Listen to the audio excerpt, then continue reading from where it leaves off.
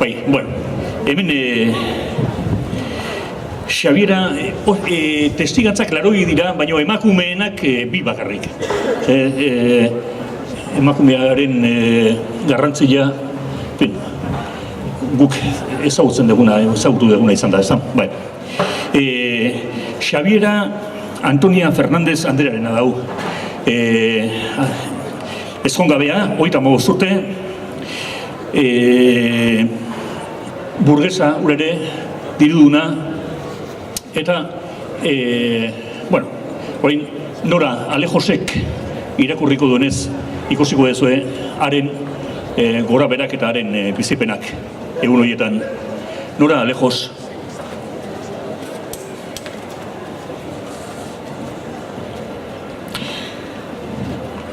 Tropa aliatuek plazari eraso zioten egunean, abuztuaren 31an, gau hartan eta hurrengo goizean, orduan neu hiritik joan bain nintzen, aliatuek Donostiako herritarrekin izan zuten jokabidea egia zital eta gizatxarra izan zen. Lapurreria, txikizioa, emakumeen bortxaketak eta klase danetako bidegabekeriak egin zituzten tropek. Gizon emakumeen haien eta garrasi eta intziriek ondo asko adierazten zuten gertatutakoa. Nik neuk ez nuen estortxorik sentitu, hasieratik dirua eskaini nien, eta maltzurkeria hori esker alde egin ahal izan nuen, baina auzoan patio aldetik aditu nuenez, Frantziska Bengoetxeanekoa, okindegiko nagusiak, lapurreta, bortxaketa eta zigorradak sufritu ondoren, goizeko ordu biterdietan ere, oraindik neskamea jipoitzan segitzen zuten soldaduek. 52 urteko emakume ezkondua zen ura, baina jo eta jo aritu ziren militarrak, gupida gabe. Inguruetako etxe guztietan emakumen negarra duen eta oihuak aditu ziren gau hartan. Beren izenez deitzen zieten lagun eta gertukoei tor zitezen soldaduen atzaparretatik askatzera, bukaera gabeko martirio hartatik salbatzera. Soldadu odolgiroek emakumeak lehendabizi bortxatu, gero jipoitu, ondoren zauritu eta azkenean hil ere egiten zituzten, haragi egarria esebeterik. Xate baterako, Santelmo kale horretan, gure etxean bertan pareri gabeko izugarria gertatu zen ara. Etxean babesturik zegoen 18 urteko neska guztiz polita. Bigarren solairuko sukaldean soldadu ingeles batek bortxatu eta ondoren balazo batez hil omen zuen. Eta hil urrenean, odoletan zegoela, koltxoi batean etzan zuten gertukoek. Baina beste soldadu batek ere bortxatu nahi zuen. Manta bat hartu, galtzak askatu eta neskaren gainera egin omen zuen. Orduantxe, gupida gabeko militarra neskaren gandik erauzi bide zuten beste soldaduek. Neu hilaren 3an etxean sartu nintzenean, biltegiko atea ireki eta neska horren gorpua ikusi nuen alkandoran odoletan. Biharamun goizean hiritik alde egin nuenean, etxe asko sutan zeuden. Herritar denak nora ezean, txundituta, asko erdi biluzik, gehientsuenak aztalak airean, gehientsuenak zaurituta, egurtuta. Ama batzuk seme alabik gabe, eta seme alaba asko gurasoi gabe. Nik etxian sinisten dut zutea aliatuek eragin zutela. Frantsesak izatea ezinezkoa zen, ordurako gaztelurak bilduak zirelako. Hirian egineko gehiegikeriengatik, soldadu aliaturik zogortu denik ez dute aditunik. Bakarren bati lapurrerian aritzerriarren makillaka batzuk eman zizkiotela, baizik ez dut aditu.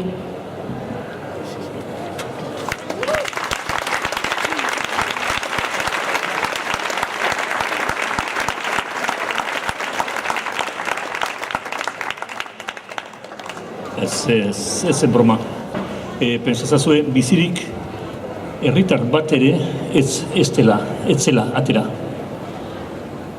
Alde egin behar izan zuten, eta alde egitean dena ostu zitzaizkiela, gauza guztiak lapurtu zitzaizkiela, eta hemen izan ziren bitartean apakerik, eta ez zen giro.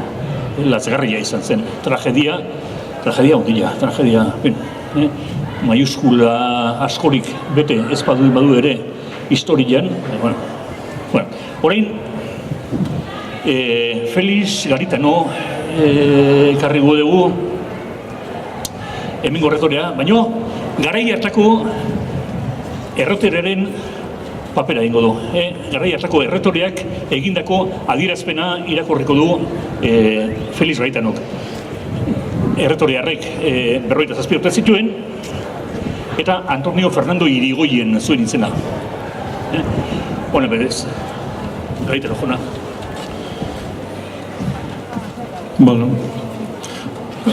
egun on guztioi. Antonio Fernando Irigoyenen testiguan irakurriko dut ba. Frantsesen esklabuzaren ustarpetik ateratzera heldutako askatzaileetat hartuta, txalo eta bibaka pozkidaz beterik atera ziren herritarraiei.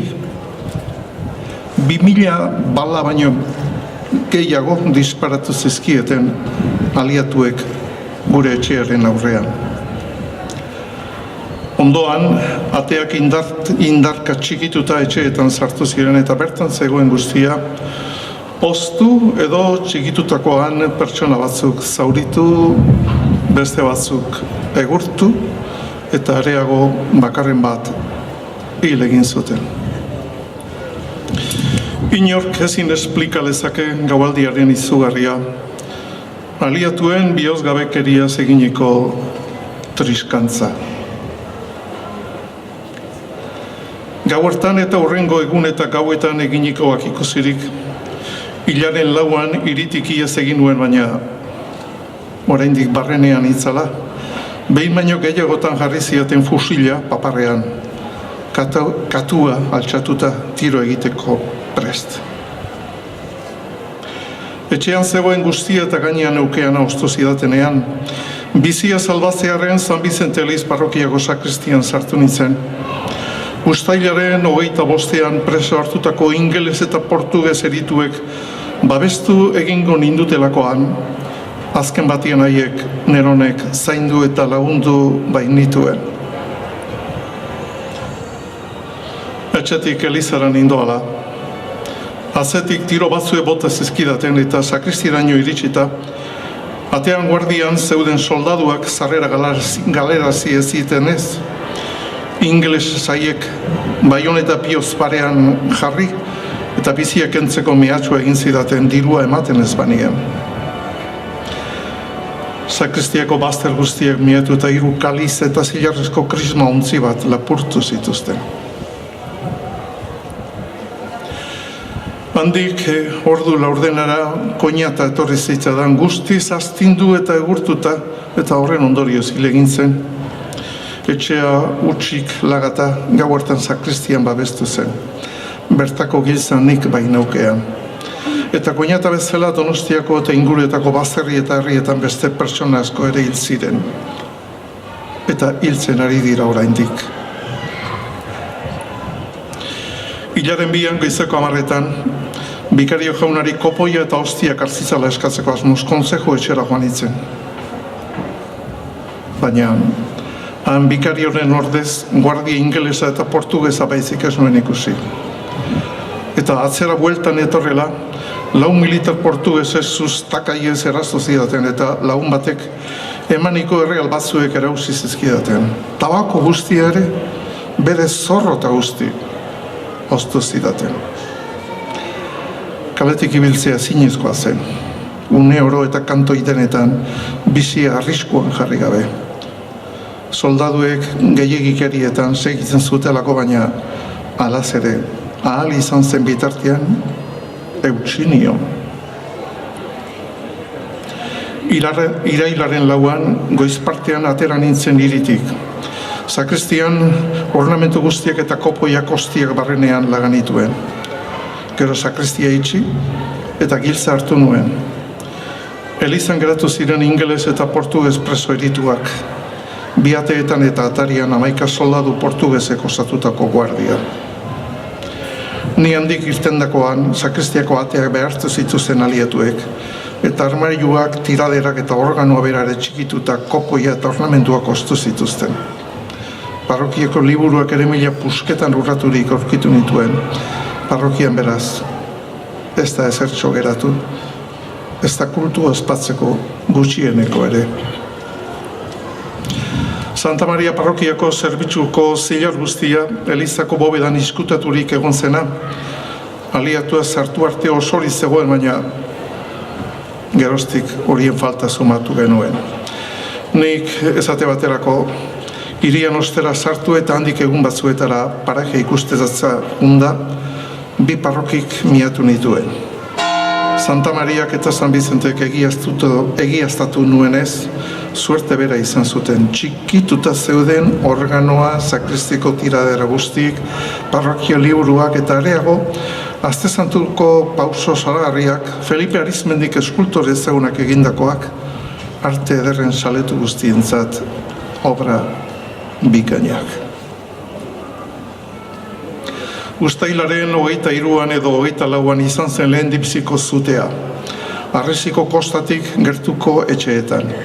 Eta bi arma klasek eragin zuten zu hori, batetik, zetiazaileek botatzen zituzten granada eta bomba zueragile ugariak, eta bestetik aliatuei gazteluti frantsesek bota baina motz geratzen zirenak. Nola nahi ere, bai zu hori, bai koskatik gertuko etxeren batean frantsesek piztu zituzten bakanaiek ere, behingoan itzali ziren kontsejuak hartu zituen erabakiei esker. Arako hartan 73 etxe kiskali ziren. Geroztik, abuztuaren 31 arte aliatuak bertan sartu arte hirian ez zan zuterik izan. Nik aurrenekoz Puyuelo kalean, kale nagusiko kantoian kastigatu nuen arrasean. Zua bere ala zabaldu zen nunai, bizi-bizi eta irailaren 3an hiri osoa zutan zegoen. Zute hori ez zuten frantsesak egin, ez. Lehen zugarrak ikusterako haiek gazteluan zirelako. Aliatuak izan ziren zu emaileak. Nenonik ikusi nuen aliatuak kalez-kalez zebiltzala, posporoak eskuetan, zu ematen etxeei, eta areago, San Bizenteko elizako kanpantorreei ere. Horren zati bat eta tenploren eskuialdeko behealdeko binabeak kiskali egin ziren. Hortik zua etzen zabaldu, nabe nagusi egildoko arriz eginda dagoelako eta teilatuak gora dituelako, bestela hori ere erraustu egingo zen. Hiritik atera nintzenean, gainean arropa eta bularreko nini baizik ez neramarrako ez ziaten eserkendu. Beste gainontzekoei ordea plazatik ateratzean, kanpoaldean eta bidean ere ordurarte salbatu ez zituzten uskeriak soldaduak erauzi zizkieten. Nik gau eta egun begira egonaren frantsesak, gaztelura bildu zirenetik, hiri gainera bombara granada edo beste ezer zu eragilerik bota zutenik nik ez nuen ikusi. Hiri honetan egindako bidekabekeriengatik soldadu bakar bat zigortu zutela ez da egia. Kontraz, libre aritzeko lizentzia eman zitzaien. Areago atzenean, brigadetan lanean zebiltzan mandazeinei ere, baimena eman zitzaien, sartu eta arpilatzen lanetan ibil zitezen. Eta hala egin zuten horiek.